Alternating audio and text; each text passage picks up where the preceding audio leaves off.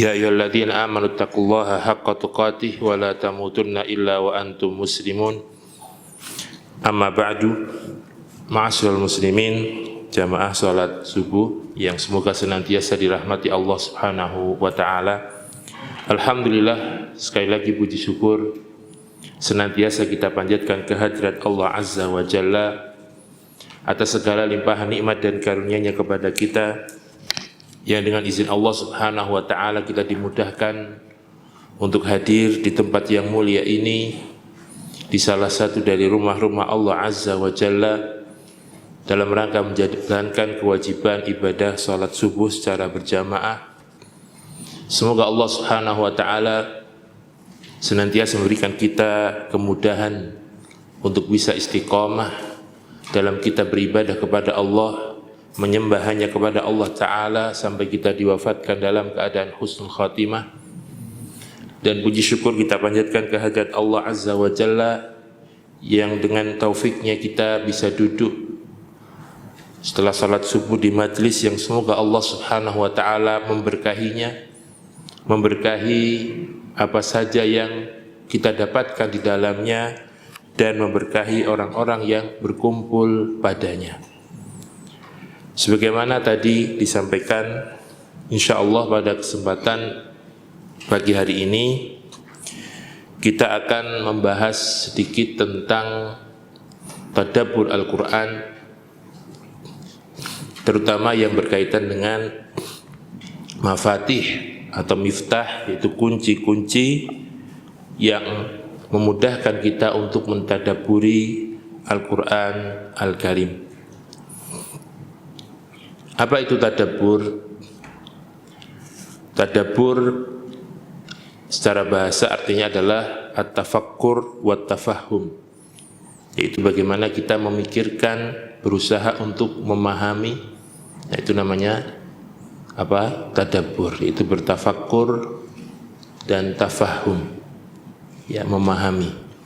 Ya, sedangkan tadabbur Al-Quran adalah at-tafakkur wa ta'ammul fi kalamillahi li ajli fahmihi wa idraki ma'anihi wa hukmihi wal muradi minhu.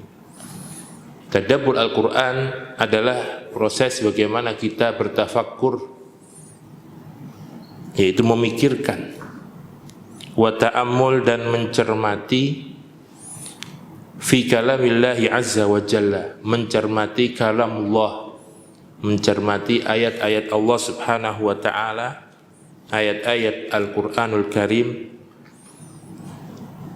Tujuannya apa? Tujuan dari kita memikirkan, mencermati ayat-ayat itu adalah li ajli fahmihi, dengan tujuan untuk memahaminya, memahami ayat-ayat yang kita baca, memahami ayat-ayat yang kita dengarkan, memahami ayat-ayat yang sudah kita hafalkan,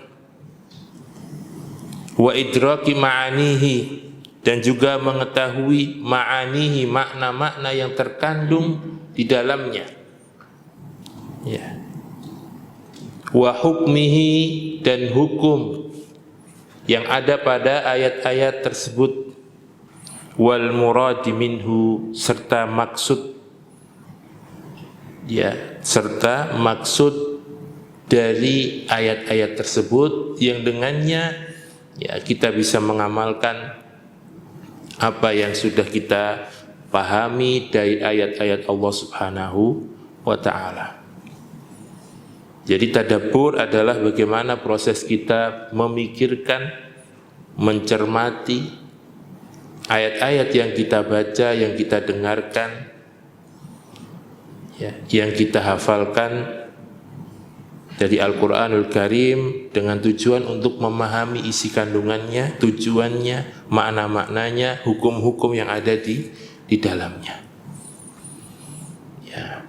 Kemudian pembahasan selanjutnya adalah apa urgensi dari tadabbur Al-Quran ini, apa pentingnya, ya, kenapa kita harus, ya, wajib untuk mempelajari masalah tadabbur ini, atau mengenal tentang tadabbur Al-Quran ini, ya. Karena disebutkan dalam Al-Quran, kitabun anzalnahu, Allah Ta'ala berfirman dalam surat Shad, kitabun anzalnahu ilaika mubarakun liyadabbaru ayatihi wa liyatadzakkara ulul albab. Ya. Allah Ta'ala berfirman ya, dalam surat Shad ayat 29, nanti bisa dibuka. Kitabun anzalnahu ilaika mubarakun liyadabbaru ayatihi wa liyatadzakkara ulul albab. Kitabun, kitab Al-Quran ini ya, anzalnahu ilaika, kami turunkan kepadamu wahai Muhammad, mubarakun, penuh dengan keberkahan. Jadi Al-Quran itu adalah kitab yang penuh dengan keberkahan. Banyak sekali kebaikan-kebaikan yang ada di dalamnya, baik yang mendengarkannya, baik yang membacanya, menghafalkannya, dan seterusnya. Ya. Untuk apa? Apa tujuannya? Kenapa Allah menurunkan Al-Quran kepada Nabi Muhammad SAW? Apa tujuan dari diturunkannya kitab yang penuh dengan keberkahan ini? Allah jelaskan, liyadabbaru ayatihi, ya, agar mereka mentadabburi ayat-ayatnya.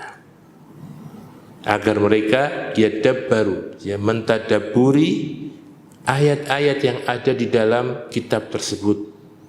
Waliyatadzakkara ulul albab, dan agar para ulul albab, yaitu orang-orang yang memiliki akal pikiran, itu bisa mengambil pelajaran yang ada di dalam kitab tersebut, yaitu Al-Quran. Jadi tujuan al-ghayah al-maqsudah, ya, tujuan dari diturunkannya Al-Quran adalah at-tadabbur wal amal, untuk ditadabburi dan diamalkan. Bukan hanya diperdengarkan, dibaca, dihafalkan saja, tapi tujuan teragung, ya, al-maqsud al-a'zam, yang paling agung dari diturunkannya Al-Quran adalah agar kita kaum muslimin mentadabburi ayat-ayat yang ada di dalamnya. Makanya Allah Subhanahu wa ta'ala dalam ayat yang lain mencela orang-orang yang tidak mentadabburi Al-Quran. Ya, walaupun celaan ini sebenarnya tertuju kepada orang-orang kafir ketika itu. Allah Ta'ala berfirman, afala yatadabbaruna al-Qur'an am ala qulubin aqfaluha. Apakah mereka tidak mentadabburi Al-Quran, atau hati-hati mereka telah terkunci? Ya, ketika mendengarkan Al-Quran, tidak ada upaya untuk memahami apa yang dia dengarkan, apa yang dia baca, apa yang dihafalkan. Afala yatadabbaruna al-Qur'an am ala qulubin aqfaluha, dalam surat Muhammad ayat 24. Ya, apakah mereka tidak mentadabburi Al-Qur'an? Nah, ini adalah celaan juga bagi kita. Ya. Ketika kita sering membaca Al-Qur'an, sering mengkhatamkan Al-Qur'an, sering mendengarkan Al-Qur'an, tapi tidak ada upaya untuk bisa mentadabburi tadi, memahami makna-makna yang ada dalam Al-Quran yang kita dengar, yang kita baca, yang kita hafal, memahami hukum-hukum yang ada di dalamnya, sehingga kita bisa mengamalkannya. Am ala qulubin aqfaluha, atau mungkin hati-hati kita telah terkunci, sehingga kita terhalangi dari apa? Mentadabburi Al-Quran ini. Nah, ini yang pertama. Jadi kenapa kita perlu mengenal tentang kunci dari tadabbur Al-Quran? Karena tadabbur Al-Quran adalah tujuan diturunkannya Al-Quran Al-Karim. Kemudian yang kedua, urgensi atau pentingnya tadabbur Al-Quran adalah at-tadabbur manhajun Nabi sallallahu alaihi wasallam. Tadabbur adalah manhajnya. Sering kita bicara manhaj. Ya, tadabbur ini adalah manhajnya Nabi sallallahu alaihi wasallam. Artinya Nabi SAW sangat memperhatikan masalah tadabbur ini. Ya. Sangat berikan perhatian tentang masalah tadabbur ini karena memang tujuan dari diturunkannya Al-Quran adalah untuk ditadabburi tadi, liyadabbaru ayatihi. Lebih-lebih ketika bulan Ramadan. Ya, kalau kita bulan Ramadan kan fokus biasanya berlomba-lomba untuk banyak-banyak khatam. Nah, diriwayatkan dari Ibnu Abbas radhiyallahu anhuma, beliau mengatakan kana Rasulullah sallallahu alaihi wasallam ajwadan nas. Rasulullah sallallahu alaihi wasallam itu adalah orang yang paling dermawan. Orang yang paling dermawan. Yang mana beliau itu kalau memberi orang, ya itu tidak takut kefakiran, ya nggak takut apa miskin, la yakhshal faqr. Kalau ngasih itu nggak ada rasa nanti kalau saya kasih nanti saya bisa apa, saya makan apa yang tersisa, tidak ada. Makanya beliau adalah ajwadan nas. Kalau kita kan mikir-mikir, ya mau ngasih orang itu mikir-mikir, mau infak sedekah itu masih nanti apa yang tersisa untuk keluarga saya dan seterusnya. Ya. Wa kana ajwada ma yakunu fi Ramadan. Ya, dan beliau itu ya paling dermawannya lebih-lebih pada bulan Ramadan, hina yalqahu Jibril, ketika bertemu Jibril alaihissalam. Wa kana yalqahu fi kulli lailatin min Ramadan. Dan beliau bertemu dengan Jibril setiap malam pada bulan Ramadan. Fayudarisuhu al-Quran. Sini, syahidnya di sini. Maka beliau mudarasah, bertadarus Al-Quran. Ya, tadarus di sini dari kata darosa. Darosa itu mempelajari. Jadi bukan hanya membaca saja, tetapi berusaha apa? Mudarasah, tadarus. Jadi tadarus itu bukan hanya gantian baca Al-Quran, tidak. Ya, tapi mentadaburi ya apa yang dibaca. Ya, jadi tadarus Al-Quran itu berbeda dengan apa? Membaca tilawah, menghafal, beda. Nah, ya. Makanya di dalam hadis majtama'a qaumun fi baitin min buyutillah yatluna kitaballah wa yatadarasunahu bainahum. Ya, di situ dibedakan antara tilawah membaca dengan tadarus. Tidaklah suatu kaum berkumpul di salah satu dari rumah-rumah Allah, mereka yatluna kitaballah, membaca kitab Allah. Ya, jadi di sini ada kajian tafsir yang harusnya pada pagi hari ini. Jadi dibacakan kitabullah wa yatadarasuna bainahum. Ya, kemudian mempelajari, memahami maksud dan kandungan yang ada di dalam ayat-ayat tersebut. Inilah yang dimaksud dengan apa? Tadarus. Illa nazalat alaihimus sakinah, melainkan akan turun ketenangan, wa ghasyiyatuhumur rahmah, akan diliputi rahmat Allah azza wa jalla. Wahafathumul malaikah, akan dikelilingi oleh malaikat. Wa dzakarahumullahu fiman indah, akan dipuji oleh Allah Subhanahu wa taala. Orang-orang yang berkumpul ini yang baca Al-Qur'an kemudian berusaha untuk apa? Tadarus, mempelajari isi kandungan yang ada di dalam ayat-ayat yang dibaca. Jadi berkumpul bukan hanya membaca saja, tetapi juga apa? Mentadaburi, memahami apa yang dibaca. Dan inilah manhaj Nabi sallallahu alaihi wasallam.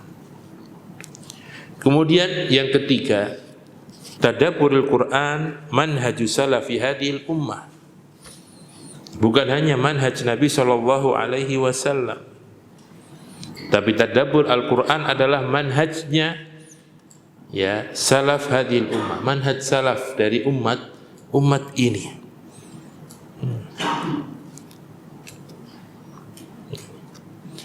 Di mana disebutkan dalam hadis dari Muslim ya, bahwasanya Rasulullah sallallahu alaihi wasallam kana yuqri'uhum al-ashr. Nabi itu kalau mengajarkan Al-Qur'an kepada para sahabat Nah, ini diriwayatkan dari sahabat Utsman, Ibnu Mas'ud, Ubay bin Ka'ab, bahwasanya Rasulullah Shallallahu Alaihi Wasallam ketika membacakan kepada para sahabat, mengajarkan Al-Quran, yukri'u, ya, mengajarkan Al-Quran kepada para sahabat. Ketika Nabi mengajarkan 10 ayat, fala yujawizunaha ila ashrin ukhra, artinya ketika beliau mengajarkan 10 ayat, beliau tidak melewatinya untuk berpindah ke 10 ayat selanjutnya, hatta yata'allamu ma fiha minal amal, sampai para sahabat ini belajar amalan apa yang bisa diamalkan dari 10 ayat yang sudah dibacakan, yang diajarkan tadi. Jadi tidak tergesa-gesa ketika sudah membaca 10 ayat, sudah hafal, terus pengen pindah ayat selanjutnya. Tidak.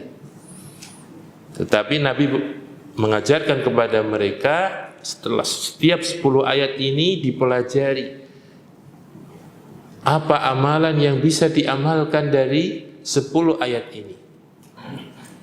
Ya. Baru berpindah ke 10 ayat selanjutnya. Fata'allamna al-Qur'ana wal amala jami'an. Maka dengan metode ini kami para sahabat itu mempelajari Al-Quran, itu membaca, menghafal, dan juga mengamalkannya, seluruhnya dipelajari. Ya, jadi tidak hanya fokus pada membaca dan menghafal saja, tapi juga faham maknanya. Bagi orang Arab ya faham artinya, bukan hanya faham artinya, tapi apa amalan yang bisa diamalkan dari ayat-ayat tersebut. Ya, ini.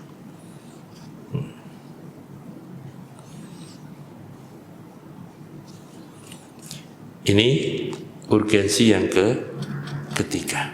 Nah, itu bahwasanya tadabbur Al-Quran adalah manhajnya para salaf dari umat ini. Ya. Makanya di antara gambaran bagaimana Nabi SAW itu mentadabburi Al-Quran adalah hadis yang mungkin sering dibacakan, yaitu hadis yang diriwayatkan dari sahabat Hudzaifah ibnul Yaman radhiyallahu anhuma, ketika beliau sholat bersama Rasulullah SAW, sholat malam, sholat tahajud. Ya, dalam rakaat, yaitu di awal sholat, iftataha al-Baqarah, beliau membuka surat dengan apa? Surat al-Baqarah. Maka beliau kan makmum di sini, sahabat Hudzaifah ini. Fakultu, maka aku katakan, yarka'u indal mi'ah. Ya, paling nanti rukuknya ketika sudah melewati 100 ayat. Summa madha, ternyata lebih. Setelah 100 ayat masih lanjut lagi. Ya, kata Hudzaifah, yusalli biha fi raq'ah. Paling nanti setelah selesai apa? Surat Al-Baqarah, beliau akan rukuk. Ternyata lewat lagi, yaitu 1 rakaat. Fakultu yarka' biha. Summa ftatahan nisa, ternyata setelah selesai surat Al-Baqarah, beliau melanjutkan baca surat An-Nisa. Ini baru rakaat pertama. Kemudian Ali Imran. Ya. Dan membacanya bukan membaca cepat, tapi mutarassilan, pelan-pelan. Ya. Bukan hanya pelan-pelan. Idza marra bi ayatin fiha tasbih sabbah.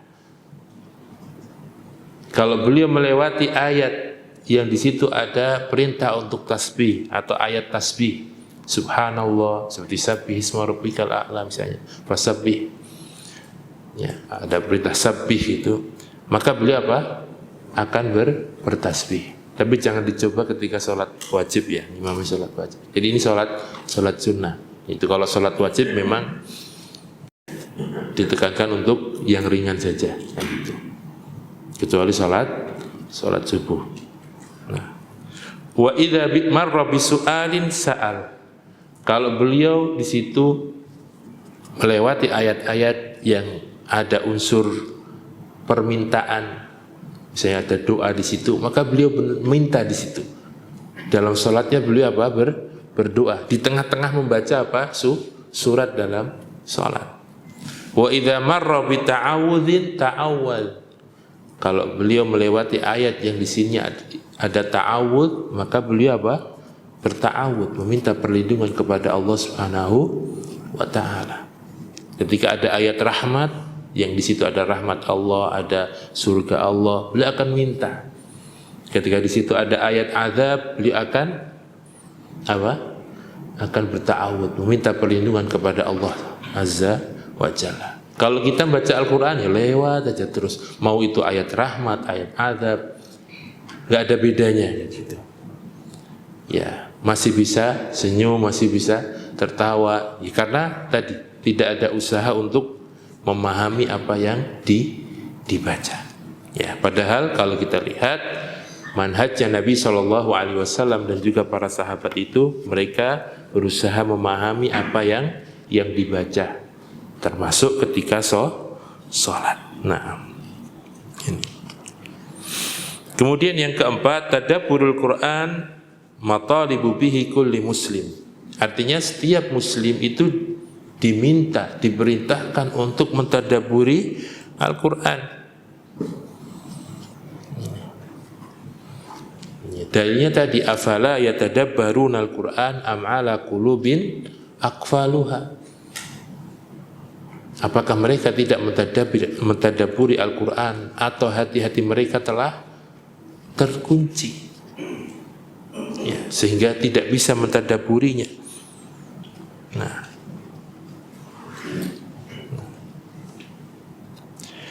maka Ibnu Katsir rahimahullah ketika mentafsirkan ayat ini beliau mengatakan, yaqulu ta'ala amiran bitadabburil Qur'an wa tafahumihi wa nahyan 'anil i'radi anhu. Dalam ayat ini Allah memerintahkan kita untuk mentadabburi Al-Qur'an dan memahaminya. Wa nahyan, dan melarang kita 'anil i'radi anhu, dari berpaling dari apa? Tadabbur Al-Qur'an ini. Artinya termasuk i'rad, ya, yaitu berpaling dari Al-Qur'an adalah berpaling dari mentadabburi Al-Qur'an. Dan ini adalah tahdzir yang keras dari Allah Subhanahu wa taala. Afala yatadabbaruna Al-Qur'an am ala qulubin aqfaluha.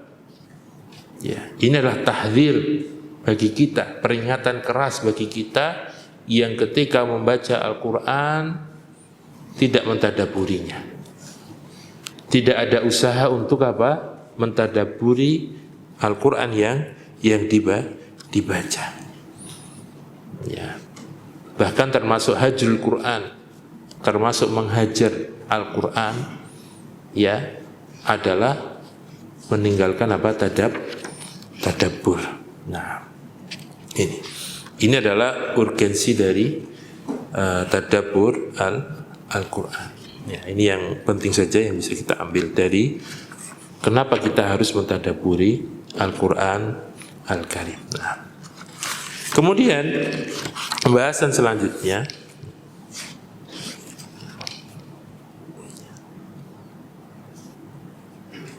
ya, tanda-tanda bahwasanya seorang yang membaca Al-Quran itu sudah ada usaha darinya apa? Tadabbur Al-Quran. Ya. Hunaka alamatun tadullu ala anna qari Al-Quran Al-Karim tadullu qari Al-Quran Al-Karim ma'aniyati tadabbur ala annahu yasiru fit tariq sahih biidznillah.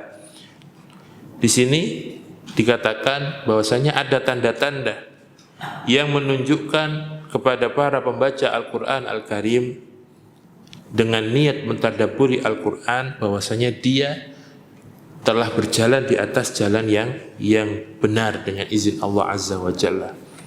Ada tanda-tanda ini yang merupakan ciri bahwasanya seorang yang membaca Al-Quran ini telah berusaha untuk mentadabburi Al-Quran. Nah, yang pertama adalah ijtima'ul qalbi wal fikri hinal qiraah. Ya, bagaimana bersatunya antara hati dengan pikiran ketika membaca Al-Quran. Ya, bersatunya apa? Hati dan pikiran. Ya, ketika apa? Membaca Al-Quran. Jadi bukan hanya pikiran saja, tetapi hati juga dihadirkan ketika apa? Membaca Al-Quran. Sehingga tidak apa? Tersibukkan dengan urusan dunia ketika apa? Membaca Al-Quran atau mendengarkan Al-Quran. Ya. Makanya dalam Al-Quran disebutkan dalam surat Al-Furqan ayat 73 ketika Allah Subhanahu wa ta'ala menjelaskan tentang sifat-sifat ibadur rahman, sifat-sifat hamba Allah Subhanahu wa ta'ala. Allah mengatakan walladzina idza dzukiru bi ayati rabbihim lam yakhirru 'alaiha summan wa umyana. Ya, di antara tanda-tanda atau sifat-sifat ibadur rahman adalah apabila dibacakan, disebutkan ayat-ayat Allah Subhanahu wa ta'ala, mereka apa? Ya, tidak pura-pura enggak dengar, enggak melihat, tidak. Tapi berusaha menghadirkan hati dan pikiran. Ya, berusaha menghadirkan hati dan pikiran. Nah. Kemudian tanda yang kedua adalah al-buka'u min khasyatillah wa ziyadatil khusyu', yaitu menangis. Di antara tanda tadabbur Al-Quran adalah menangis karena takut kepada Allah Azza wa Jalla. Wa ziyadatil khusyu', dan bertambahnya kekhusyuan. Ini. Ya. Pernah dengar kisah Umar bin Khattab ketika mendengar, ya beliau bukan beliau yang membaca, tetapi ketika sedang patroli gitu di malam hari, ya ada di satu rumah yang dia itu entah sholat atau membaca Al-Quran, membaca surat At-Tur. Baru sampai berapa ayat, inna adzaba rabbika lawaqi' kalau nggak salah. Ya, itu beliau langsung jatuh sakit, pulang dan jatuh sakit gara-gara ada yang mendengar ada penduduk yang membaca surat At-Tur. Belum selesai, belum sudah pulang jatuh sakit, saking apa? Takutnya dengan azab Allah Azza wa Jalla. Sakitnya sampai sebulan. Nah, ya. Kalau kita mungkin nggak ada efeknya sama sekali ketika membaca ayat-ayat tersebut. Ya itulah tingkat keimanan kita jauh dibandingkan apa? Dengan keimanan para sahabat. Tanda yang ketiga adalah al-qash'ariratu khaufan minallahi ta'ala, yaitu gemetar. Ya. Ketika membaca Al-Quran karena takut kepada Allah Azza wa Jalla, terutama ketika membaca ayat-ayat yang berisi tentang adab Allah Azza wa Jalla. Kemudian tetapi di dalam perjalanannya summa ghalabatul istiqanah. Artinya setelah rasa takut ini, ya, akan muncul yang namanya apa? Ketenangan. Ya, karena dia mengharap apa? Rahmat Allah Azza wa Jalla. Kemudian, ya, jadi yang ketiga tadi, jadi memang kita takut gitu. Tetapi nanti setelah di akhir dari rasa takut ini akan muncul apa? Rasa istiqanah, sukun, itu ketenangan. Hati ini menjadi tenang. Ya, karena mengetahui bahwasanya rahmat Allah itu sangat luas. Nah, kemudian yang keempat adalah ziyadatul iman wal farah wal istibsyar, yaitu bertambahnya keimanan dan juga kebahagiaan. Jadi ketika membaca Al-Quran, kita bertambah keimanan kita, bertambah bahagia kita, ya, maka insya Allah di situ adalah kita berjalan yang benar dalam masalah tadabbur. Nah, yang kelima, al-i'jabu bima fil Qur'anil Karim minal fasahati wal balaghati wal hikmati wal kamal. Itu takjub. Ya, dengan apa yang ada di dalam Al-Quran Al-Karim. Bagaimana kefasihan dari Al-Quran Al-Karim, balaghahnya, hikmah yang ada di dalamnya, kesempurnaan yang ada di dalam Al-Quran. Ya, tapi ini hanya bisa dicapai ketika kita sudah tahap belajar bahasa Arab, ya sudah paham balaghah dan ilmu-ilmu yang berkaitan dengannya. Tapi kalau hanya baru belajar bahasa Arab masih tingkat level 1, ya mungkin bisa gitu. Tetapi tidak sejauh pemahaman dari orang-orang yang sudah paham bahasa Arab secara detail. Kok kenapa ini di depan, ini di belakang? Ya. Makanya kalau ada kajian seperti tafsir Al-Quran saya di sini, ya kita berusaha untuk hadir karena di situ dijelaskan ya tafsir Al-Quran termasuk dalam masalah balaghahnya. Ya, kenapa iya karena budu? Ya, kenapa kok objek itu ditaruh di depan? Ya. Tidak di belakang. Tentu ada makna yang ada di dalamnya. Nah, ini adalah tanda-tanda bahwasanya seorang yang baca Al-Quran itu telah berjalan di jalan yang benar dalam masalah tadabbur. Nah, kita akan masuk ke materi inti ya, atau kita akan sebutkan kunci-kunci dari tadabbur Al-Quran yang bisa membantu kita dalam mentadabburi Al-Quran, yang saya ambil dari kitab Mafatih Tadabburil Quran Syekh Dr. Khalid Abdul Karim Al-Lahim hafizahullah ta'ala. Ya. Ada 10 kunci yang disebutkan oleh beliau, tetapi yang paling utama dari 10 kunci itu adalah 2. Ya.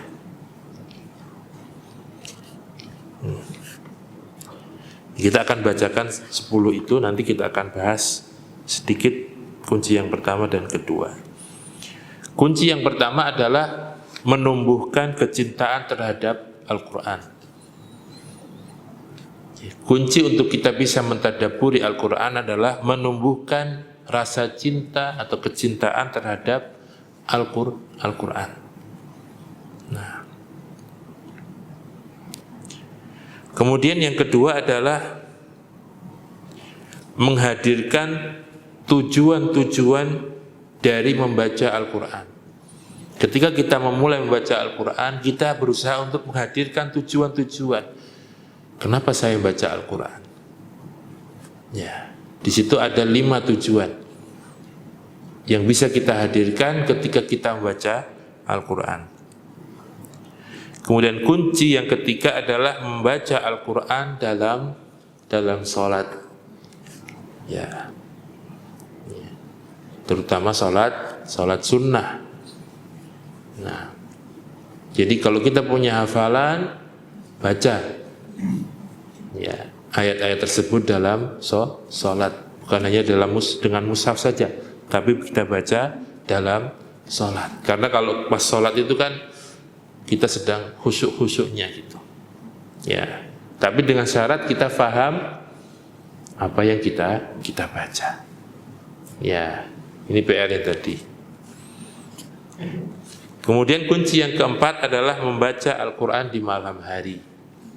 Ya, membaca Al-Quran di malam hari, terutama dalam sholat malam.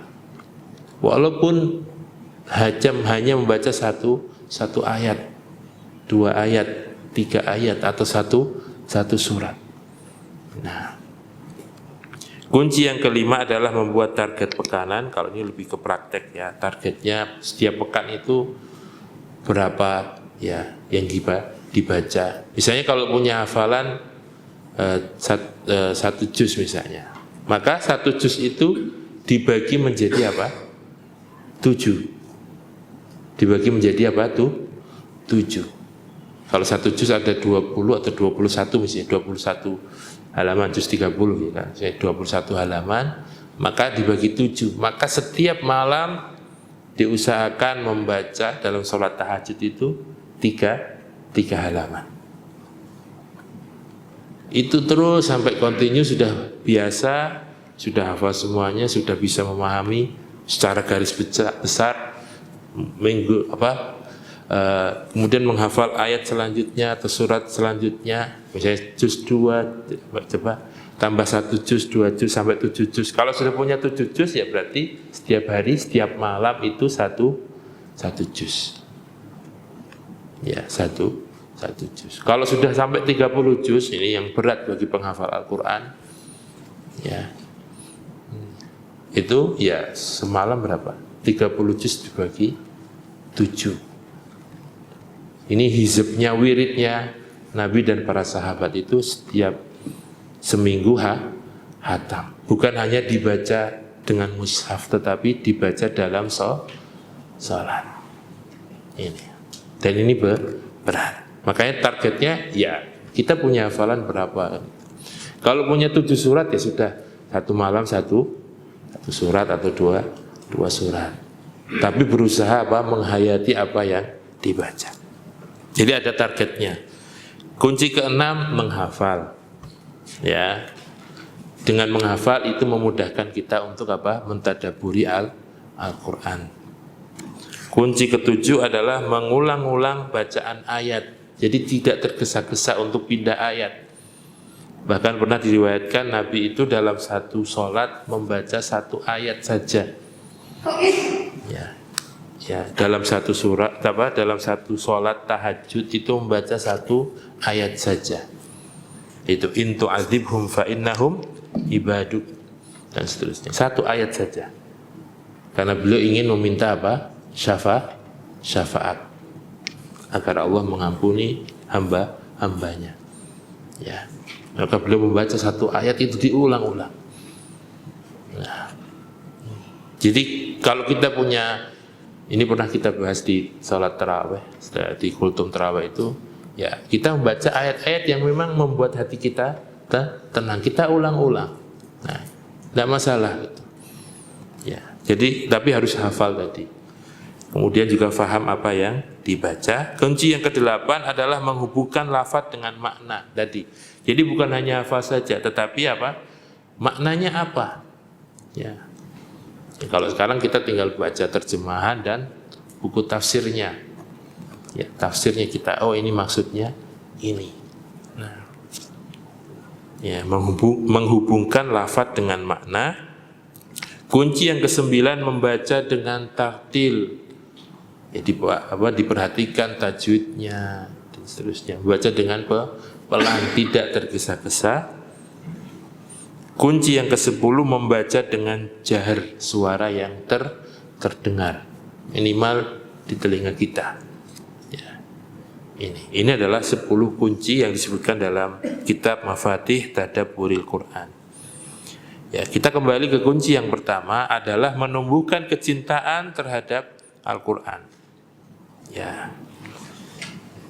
Jadi kunci pertama untuk kita bisa mentadabburi Al-Quran adalah bagaimana kita berusaha menumbuhkan rasa cinta kepada Al-Quran Al-Karim.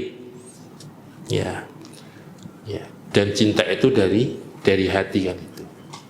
Nah, ini. Jadi hati ini adalah alat untuk memahami. Jadi bukan ini, tetapi ini. Jadi alat untuk memahami Al-Quran itu bukan hanya ini, tapi ini, hati. Makanya tadi kita sebutkan ijtima'ul qalbi wal fikri. Bersatunya antara berkumpulnya antara hati dengan pikiran. Ya. Jadi kunci yang pertama adalah kita berusaha menumbuhkan rasa cinta kepada Al-Quran. Orang kalau sudah cinta sesuatu, maka dia berusaha untuk selalu dekat dengan sesuatu yang dicintai ini. Ya. Ketika seseorang itu mencintai Al-Quran, maka dia akan merasakan lezatnya Al-Quran. Ya, kalau sudah merasakan lezatnya membaca Al-Quran, mendengarkan Al-Quran, menghafalkan Al-Quran, maka mudah baginya untuk memahami apa yang dibaca. Ya. Apa saja tanda-tanda cinta kepada Al-Quran adalah bergembira ketika bertemu dengannya. Ya. bergembira ketika bertemu dengan Al-Quran atau pelajaran yang berkaitan dengan Al-Quran misalnya. Gembira gitu. Nah, seperti bergembiranya seseorang yang mendapatkan surat dari orang yang dia cintai. Kalau zaman dulu kita kan zaman masih pakai surat-suratan kan itu. Dapat surat dari orang tua ketika kita mondok atau apa. Itu kita senang sekali kan itu. Bergembira. Begitu juga kalau kita cinta kepada Al-Quran, kita bergembira. Karena kita faham bahwasanya Al-Quran ini adalah surat dari Allah Azza wa Jalla untuk kita. Insyaallah. Nah, kemudian tanda yang kedua adalah mampu duduk berlama-lama dengannya tanpa rasa bosan. Enggak bosan gitu duduk bersama Al-Quran. Ya. Tapi kalau kita masih baru dapat berapa menit sudah capek kan itu, sudah bosan, ya, maka dipertanyakan apa? Rasa cinta kita kepada Al-Quran. Kita kalau telepon dengan orang yang kita cintai, misalnya sudah lama nggak ketemu, kemudian kita telepon, kita kuat berlama-lama gitu, 1 jam 2 jam ngobrol itu kuat, ya, karena tadi ada rasa condong tadi hatinya, ya. Tetapi kalau kita dengan Al-Quran, ya kita bisa lihat sendiri berapa kuat lamanya kita. Jadi kalau kita sudah diberikan kemudahan untuk bisa duduk bersama Al-Quran lama, maka inilah hal yang patut disyukuri.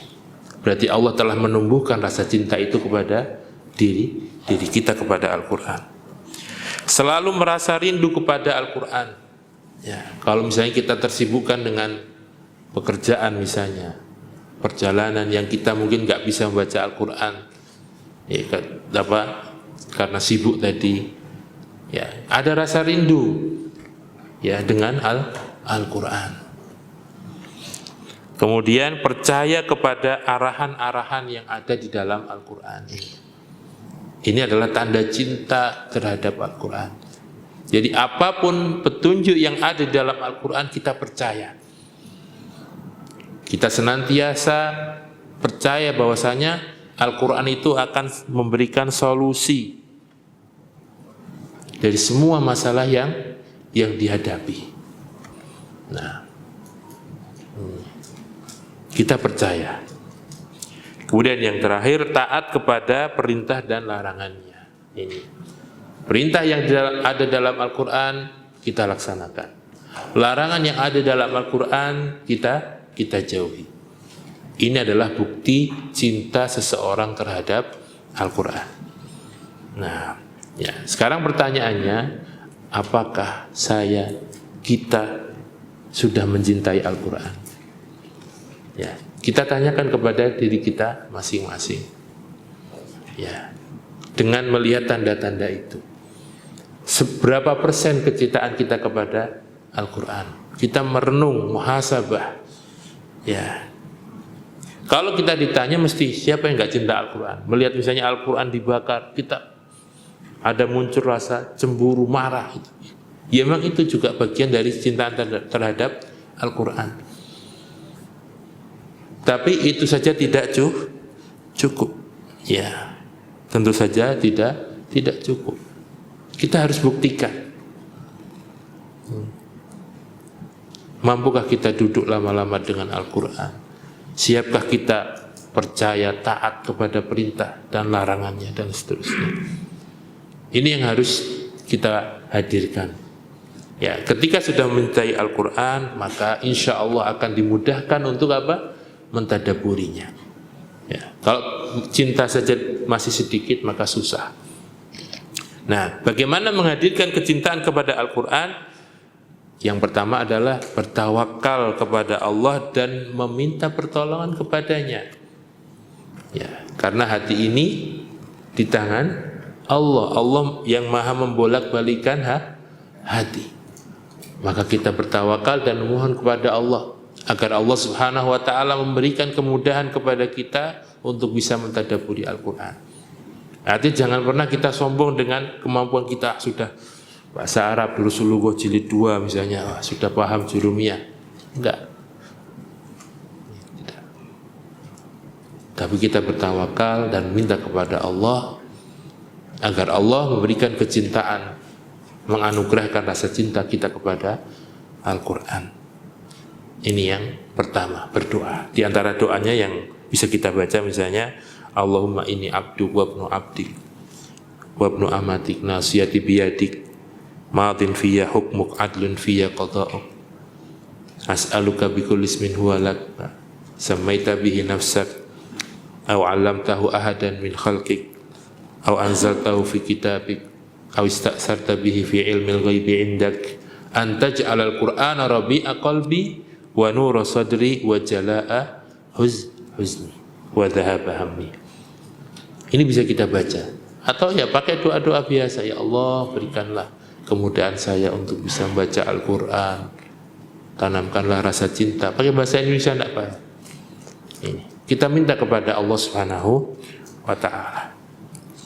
Kemudian yang kedua adalah di antara usaha untuk menghadirkan rasa cinta kepada Al-Quran, mencari sebab-sebab yang bisa mendatangkan kecintaan kepada Al-Quran. Di antaranya ya kita membaca buku-buku yang di situ dijelaskan tentang keutamaan Al-Quran, fadilah-fadilah yang ada di dalamnya, apa saja yang bisa kita dapatkan dari Al-Quran Al-Karim. Ya, ini. Kalau kita tahu nilai dari Al-Quran, maka akan muncul rasa cinta tersebut. Ya, ini yang pertama. Jadi kunci yang pertama untuk bisa mentadabburi Al-Quran adalah menumbuhkan rasa cinta kepada Al-Quran. Caranya adalah dengan apa? Dengan meminta kepada Allah, kemudian bertawakal. Yang kedua adalah kita mencari sebab, di antaranya dengan apa? Mengenal nilai keutamaan dari Al-Quran yang kita baca. Kemudian yang kedua, sampai jam pinten nih? Jam 6. Ya. Yang kedua adalah menghadirkan tujuan-tujuan dari membaca Al-Quran. Menghadirkan tujuan-tujuan dari membaca Al-Quran Al-Karim. Ya. Saya ada pertanyaan. Kenapa Anda jenengan membaca Al-Quran? Ya, ada yang mau jawab. Dari sini ada yang mau jawab. Kenapa Anda membaca Al-Quran? Okay.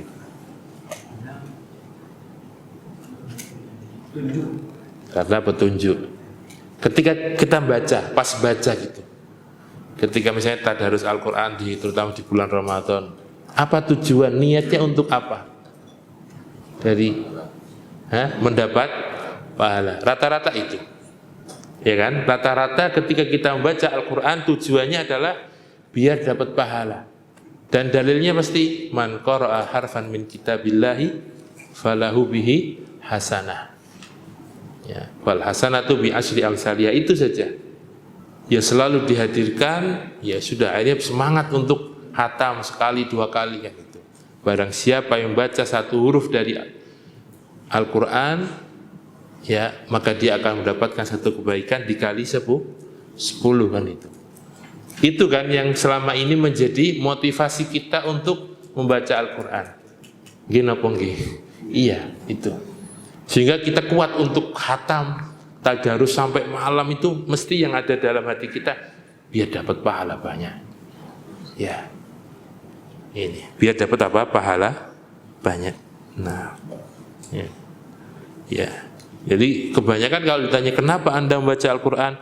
Karena membaca Al-Quran termasuk amalan yang utama. Setiap satu huruf dihitung satu kebaikan dilipat gandakan menjadi 10. Nah, penghafal Al-Quran misalnya. Kenapa Anda membaca Al-Quran?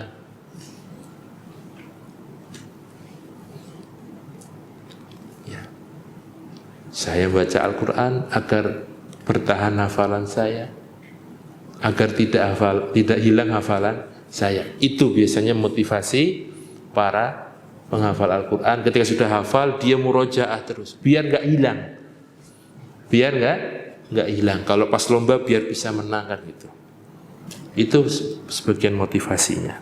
Makanya kalau motivasinya seperti ini, ya, dikatakan lihadas sabab tajid hafidhan lil Quran ghairu amilin wala mutakhalliqin bihi. Kalau tujuan dari membaca Al-Quran hanya biar dapat pahala dari setiap hurufnya, kalau tujuan dari penghafal Al-Quran membaca Al-Quran untuk biar kokoh hafalannya, kokoh huruf-hurufnya, kalimat-kalimatnya, bahkan kalau dibolak-balik bisa, maka tajid hafidhan lil Quran, engkau akan mendapati penghafal Al-Quran ghairu amilin, tetapi dia tidak mengamalkan apa yang ada dalam Al-Quran. Dan ini banyak seperti ini.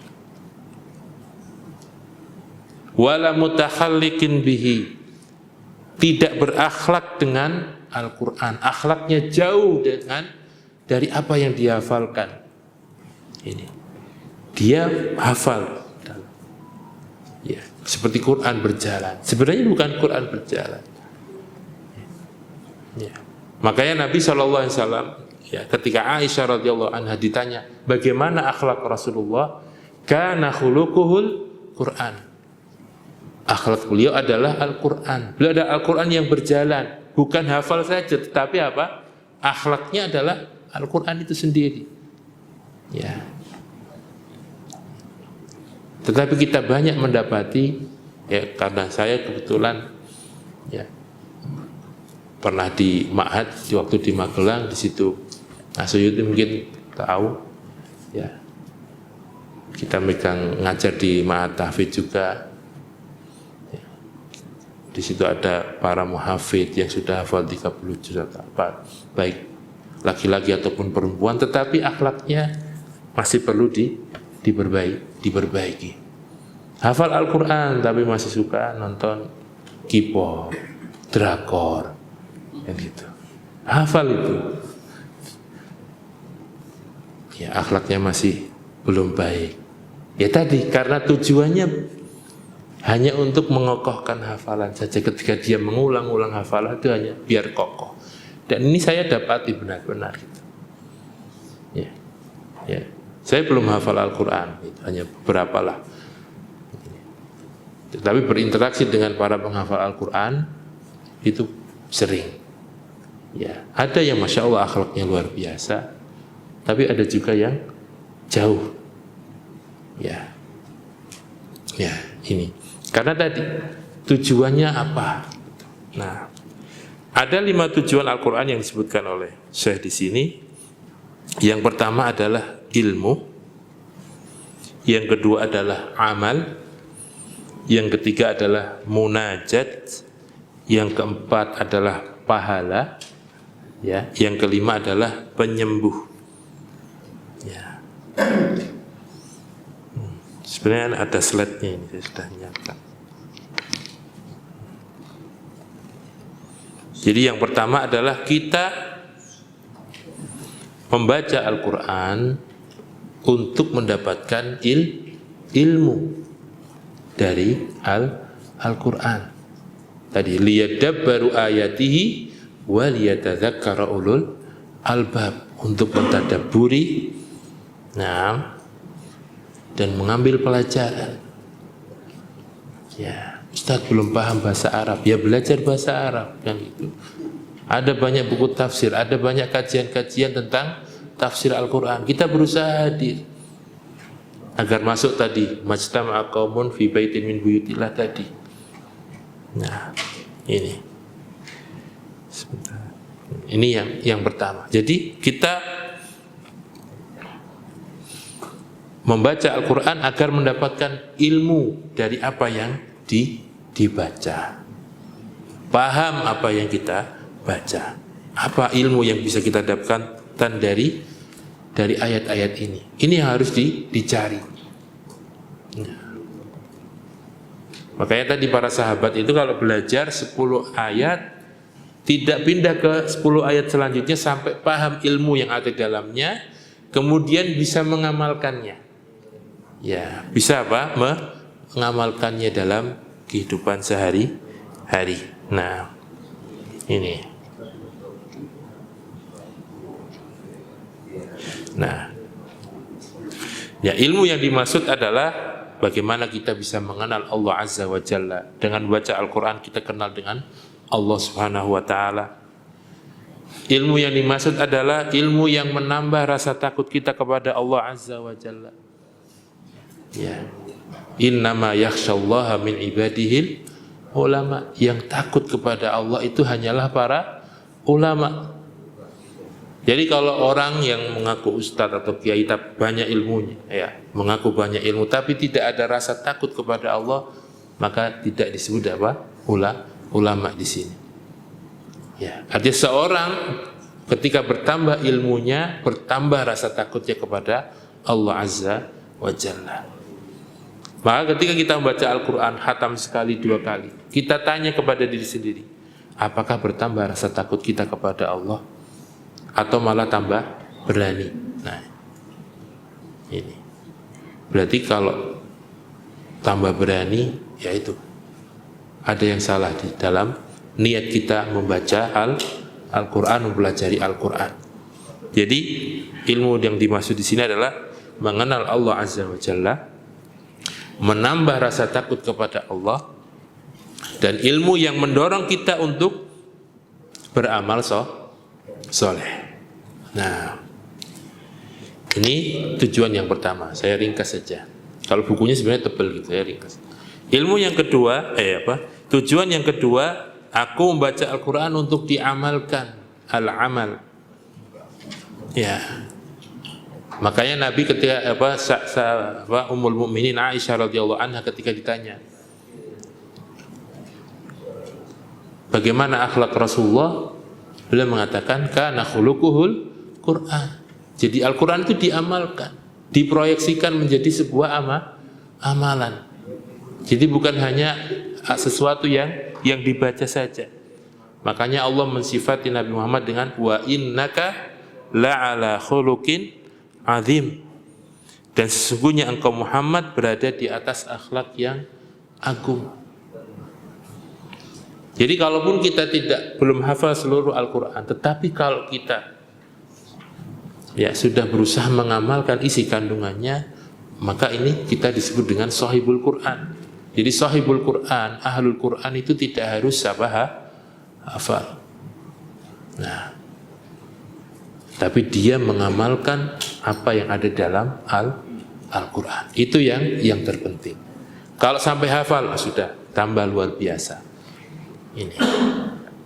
Kemudian tujuan yang ketiga yang bisa kita hadirkan ketika kita membaca Al-Quran adalah bermunajat kepada Allah Azza wa Jalla. Disebutkan dalam hadis, innal musalliya yunaji rabbahu azza wa jalla. Sesungguhnya orang yang sholat itu dia sedang bermunajat kepada Rabbnya Azza wa Jalla. Falyanzur ahadukum bima yunaji rabbahu. Maka hendaklah seseorang dari kalian melihat dengan apa ia bermunajat kepada Tuhannya. Wala yajhar ba'dukum ala ba'din bil qiraah. Dan janganlah sebagian kalian dengan sebagian lainnya mengeraskan suaranya ketika membaca Al-Quran. Jadi ketika kita membaca Al-Quran, terutama dalam sholat, sebenarnya kita sedang bermunajat, sedang berkomunikasi dengan Allah Azza wa Jalla.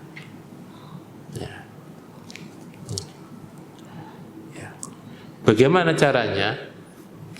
Ketika kita membaca Al-Quran, maka kita hadirkan perasaan, ketika kita membaca Al-Quran, entah dalam sholat atau dengan mushaf misalnya, ketika kita membaca, kita hadirkan bahwasanya Allah mencintaiku karena kita membaca Al-Quran. Kita hadirkan rasa itu.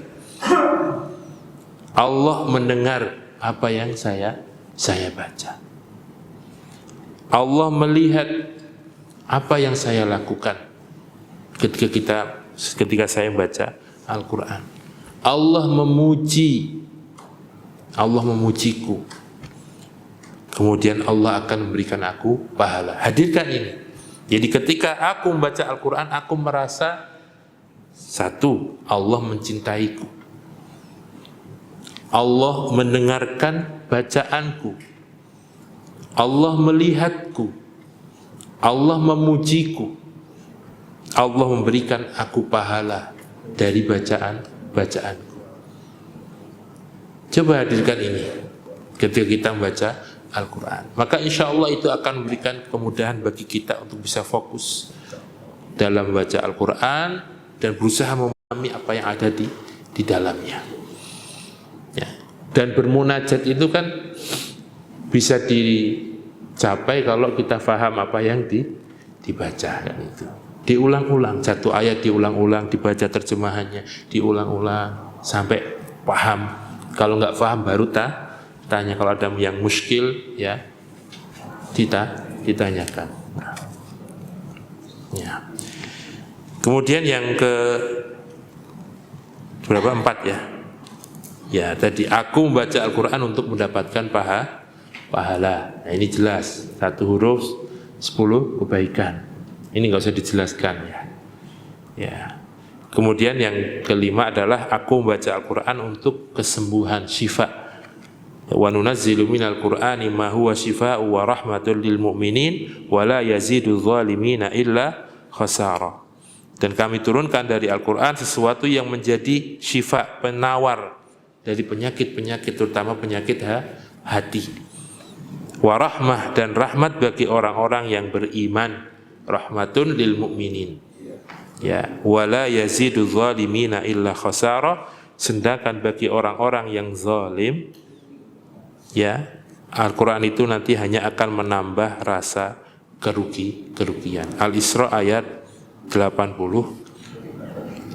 Nah, nanti bisa dilihat. Ya. Jadi ketika kita membaca Al-Quran, untuk memudahkan kita mentadabburinya, kita hadirkan 5 tujuan tadi. Saya membaca Al-Quran untuk mendapatkan ilmu yang ada di dalamnya, untuk mengamalkannya, untuk bermunajat kepada Allah, untuk dapat pahala dan untuk dapat syifa. Ya, dengan ini akan menghadirkan semangat untuk mentadabburi Al-Quran. Kemudian tadi kunci ketiga dan sampai 10 baca dalam sholat, menghafal, mengulang-ulang, memahami maknanya. Tapi kunci yang pertama dan kedua ini adalah pondasi.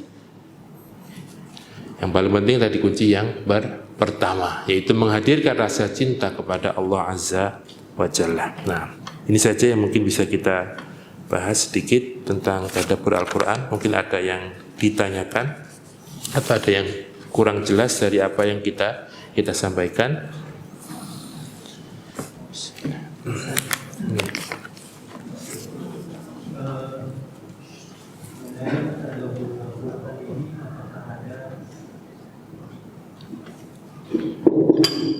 Mengenai tadabbur Al-Quran yang ada satu petunjuk Nabi dari hadis yang diberikan oleh beliau untuk membaca Al-Quran. Gimana? Untuk membaca Al-Quran, untuk mentadabbur Al-Quran, apakah ada hadis? Hadis yang menunjukkan bahwasanya Nabi mentadabburi Al-Quran. Artinya bagaimana cara mentadabbur Al-Quran?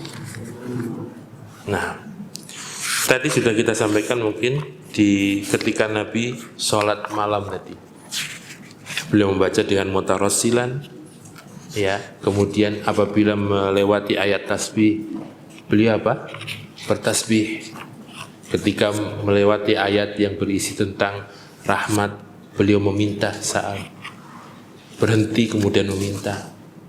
Ketika melewati ayat yang berisi tentang azab, tentang neraka, tentang dahsyatnya hari kiamat, beliau berta'awud, berhenti kemudian meminta perlindungan kepada Allah Subhanahu wa taala. Ini adalah bentuk bagaimana apa? Tadabbur Al-Quran. Nah, okay. Jadi ada contoh-contohnya dari Nabi.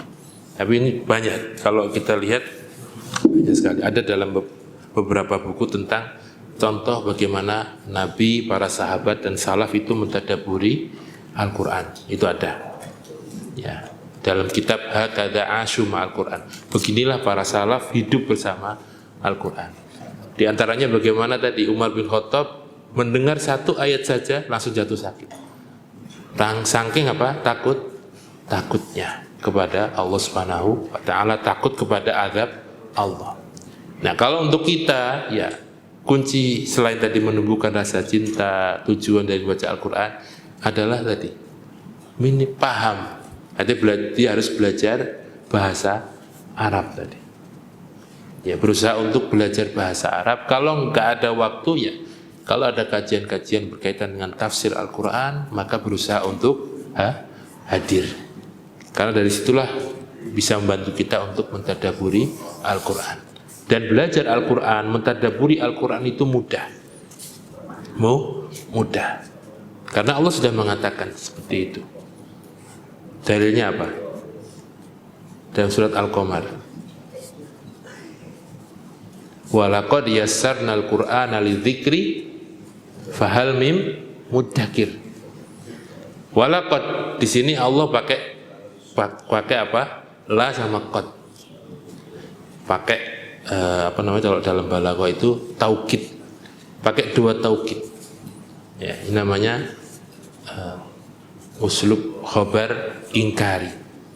Ya.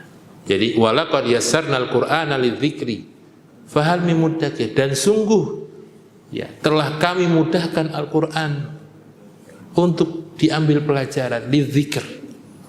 Fahal mim muddakir, maka adakah orang yang mengambil pelajaran dari Al-Qur'an? Tinggal mau atau tidak. Allah sudah mudahkan Al-Qur'an untuk dipelajari. Tinggal adakah orang yang mau mengambil pelajaran dari Al-Quran. Itu bukan hanya satu kali dalam surat Al-Qamar, diulang 3 kali. Allah ingin menunjukkan bahwasanya Al-Quran itu mudah. Ya, memang ada hal-hal yang harus dijelaskan oleh para ulama, tapi secara umum Al-Quran itu mudah. Ya, tinggal mau tidak kita mempelajarinya. Makanya Allah di sini pakai walaqad. Ya, khobar ingkari itu adalah khobar ya berita yang orang itu mengingkarinya. Makanya Allah pakai taukid tadi untuk membantah. Belajar Al-Quran itu susah. Tadabbur Al-Quran itu susah. Tidak, sudah Allah bantah. Walaqad yassarnal Qur'ana lidzikri fahal mim muddakir. Hanya saja mau atau tidak. Kita punya kuncinya atau tidak, itu saja. Ya, wallahu a'lam. Nah, yang lain mungkin. Ustaz, boleh. Apa Ustaz perbedaannya membaca Al-Quran didaburi atau tidak didaburi? Mohon penjelasan. Apa bedanya? Ya, Al-Quran mendaburi dan tidak mendaburi, Ustaz. Ya, kalau baca Al-Quran tidak ditadaburi ya cuma ngejar khatam saja. Hanya ngejar pahala dari setiap hurufnya. Ini kebaikan. Saya katakan ini bukan, tapi ini baik. Tapi hanya mencukupkan di sini saja, maka itu yang kurang bagus. Karena tujuan dari diturunkannya Al-Quran itu adalah untuk apa? Untuk ditadaburi. Nah, Ibnu Qayyim rahimahullah ta'ala memberikan permisalan tentang orang yang membaca Al-Quran banyak tapi tidak ditadaburi, ya, dengan yang membaca Al-Quran sedikit tapi ditadaburi. Itu permisalannya seperti kalau orang yang baca Al-Quran banyak tapi ditadaburi seperti bersedekah dengan perhiasan tapi yang nilainya biasa-biasa saja. Banyak tapi biasa. Tapi orang yang membaca Al-Quran meskipun itu sedikit tapi ditadaburi, itu seperti orang yang dia bersedekah dengan apa? Perhiasan yang sangat mahal. Ya, sedikit tapi nilainya besar. Ya, orang baca Al-Quran ditadaburi, nilainya lebih besar, pahalanya lebih besar daripada hanya membaca Al-Quran untuk dapat pahala saja. Ya. Karena tadi ada 5 tujuan. Innamal a'malu binniyat wa innamal likulli imri'in ma nawa. Amalan itu tergantung niatnya, dan kita akan diberikan pahala dari niat yang kita hadirkan. Jadi kalau kita niat membaca Al-Quran untuk mendapatkan pahala, ya dapat pahala saja. Tapi kalau kita hadirkan 5 ini, maka kita dapat pahala dari 5 niat tadi. Wallahu a'lam. Bisa jelas ya? Jadi kalau membaca Al-Quran tidak ditadabburi, ya sudah baca saja. Mau itu ayat rahmat atau ayat adab, sama aja gitu. Ya, sama saja. Bahkan kalau kita lihat di bacaan-bacaan, saya ada qori gitu kan, saya dia membaca Al-Quran gitu kan. Ternyata dia membaca ayat tentang azab, dan ini terjadi. Ya, membaca tentang ayat-ayat yang di situ tentang azab itu. Yang mendengarkan Allah kan gitu kan. Terus zid tambah azab gitu. Karena nggak paham gitu. Jadi hanya terpukau dengan bacaan qori yang indah. Sehingga ayat azab pun juga sampai mengatakan yazid ditambah kan gitu. Tambah azab dari Allah karena nggak tadabbur kan. Ini karena nggak paham. Ini. Makanya kalau baca Al-Quran itu kalau membantu untuk tadabbur untuk pemula, saya nasihatkan untuk membaca kitab terjemah yang ini, yang dari Depak itu, yang dari Saudi itu, yang tebel itu. Memang tulisannya kecil ya. Ya, di situ ada setiap surat itu ada tujuannya, ada ini periode Mekah atau Madinah. Kemudian setiap beberapa ayat mesti ada judulnya. Di terjemahannya itu ada judulnya. Itu membantu sekali. Ya, untuk pemula itu baca itu. Ya, terjemahan, kemudian minimal judulnya kita baca. Oh, ayat ini sampai ini itu menjelaskan tentang ini. Kita baca diulang-ulang. Terus pindah, ada judul berikutnya, pindah ayat itu. Sebagian dari kita itu membaca Al-Quran yang nggak tahu berhentinya di mana kan itu. Yang harusnya belum berhenti sudah berhenti.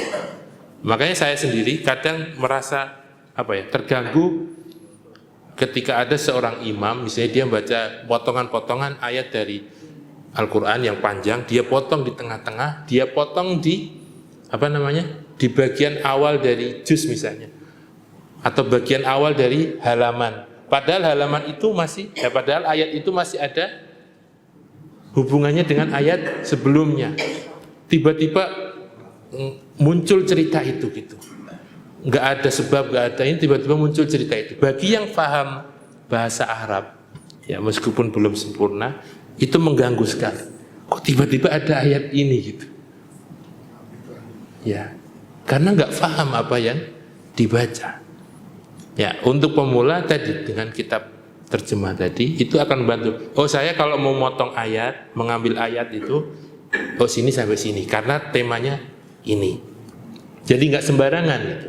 Tidak sembarangan. Ini. Ya, jadi di antara hal yang menjadi masalah itu karena tadi nggak paham wakaf sama ibtidah. Kapan berhenti, kapan mulai membaca. Nah, itu. Ya, bagi yang paham Al-Quran, paham bahasa Arab secara umum, terganggu itu. Ya, terganggu. Tapi kalau sudah bacanya pas, berhentinya pas, Masya Allah, itu bisa sambil menangis gitu. Walaupun hanya mendengarkan. Allah. Jadi kuncinya tadi kunci-kunci tadi dihadirkan. Kemudian kalau memang pemula ya belajar bahasa Arab. Kalau memang nggak ada waktu tadi terjemahan Al-Quran tadi diadakan, dibuka, ya, dibuka. Ya, setiap hari kalau bisa ada lah minimal buka terjemahan tersebut. Kalau misalnya ada yang muskil baru ditanyakan. Nah, wallahu a'lam. Nah. Tapi ada Ustaz itu sering orang itu baca Al-Quran, tapi artinya tidak dibaca. Ya itulah jadi tidak ditadaburi kata. Iya. Gimana Ustaz? Apakah dia dapat pahala? Dapat pahala. Dapat pahala satu pahala membaca saja. Ya, pahalanya sesuai dengan niatnya. Pahalanya sesuai dengan niatnya. Ya dia dapat pahala tapi nggak sempurna. Ya itu adalah kebaikan. Artinya lebih baik lah daripada yang nggak baca Quran sama sekali. Tetapi kalau kita sudah sering baca Al-Quran, harusnya naik level gitu. Ya kita naikkan level kita, berusaha untuk memahami isinya. Wallahu a'lam. Nah, jadi jangan dari sejak belajar Iqra selesai sampai meninggal level 1 terus kan itu. Nah, tapi dinaikkan levelnya. Saya kisahkan seperti ibu saya itu, beliau fokus membaca Al-Quran itu ketika saya mulai SD. Ketika saya membaca Al-Quran, akhirnya ibu saya ikut baca Al-Quran. Ya. Ketika saya mondok, kemudian kita ajarkan tentang sedikit terjemahan itu. Beliau sekarang sering baca terjemahan itu. Beliau sering tanya. Di antara praktek beliau itu kalau, ya ini karena orang awam ya, ketika ada sesuatu yang dia ada yang hilang misalnya, nggak ketemu, sudah dia cuma baca ihdinas siratal mustaqim, ihdinas siratal mustaqim. Akhirnya diberikan petunjuk, ketemu. Ini bentuk pengamalannya seperti ini, yang mudah. Ya, ihdinas siratal mustaqim. Kalau saya biasanya kalau ada misalnya ada masalah yang berkaitan dengan ya ada kesulitan lah gitu, saya cuma baca kulhu aja. Kalau sholat sunnah ya kulhu itu benar-benar dibaca pelan-pelan. Allahus Samad. Itu kan kita bergantung kepada Allah, artinya meminta. Itu kita baca, dihayati. Maka insya Allah kemudahan itu akan diberikan. Ketika kita merasa kok ada, ya Allah ini kenapa kok memberikan aku ujian, kayak Allah ini jauh dariku, kan gitu. Baca surat Ad-Duha misalnya. Di situ ada hiburan. Ternyata banyak sekali nikmat yang telah Allah berikan kepada kita. Ya, itu caranya seperti itu. Ya, dimulai dari juz amma dulu lah, insya Allah. Banyak sekali. Juz amma itu kalau kita pelajari benar-benar, masya Allah. Ya, harusnya gemetar gitu. Apalagi kalau yang isinya kan juz amma itu yang panjang-panjang itu tentang hari kiamat, tentang siksa sudah. Ya. Tapi kadang kita baca ya sambil ketawa, nah ini yang masalah. Ya, Allah alam. Ya. Cukup ya, sudah jam 6:15. Ini yang bisa kita sampaikan. Nah, semoga bisa bermanfaat terutama untuk saya pribadi. Semoga Allah Subhanahu wa taala memberikan kita kemudahan untuk bisa mencintai Al-Qur'an, membaca Al-Qur'an dalam kehidupan kita sehari-hari, mengamalkannya, mentadabburinya, dan kuncinya sebenarnya adalah bagaimana keimanan kita kepada Allah Subhanahu wa taala. Tidak ada gunanya bacaan kita, tilawah kita, hafalan kita, tadabbur kita kalau tidak ada keimanan. Ya, inilah yang kita minta kepada Allah Subhanahu wa taala agar Allah senantiasa memberikan kita istiqomah dalam iman dan Islam. Ini yang terpenting. Kurang lebihnya mohon maaf. Aku qauli hadza wa akhiru da'wana alhamdulillahirabbil alamin wa sallallahu ala nabiyyina Muhammad wa ala alihi washabihi ajma'in. Assalamualaikum warahmatullahi wabarakatuh.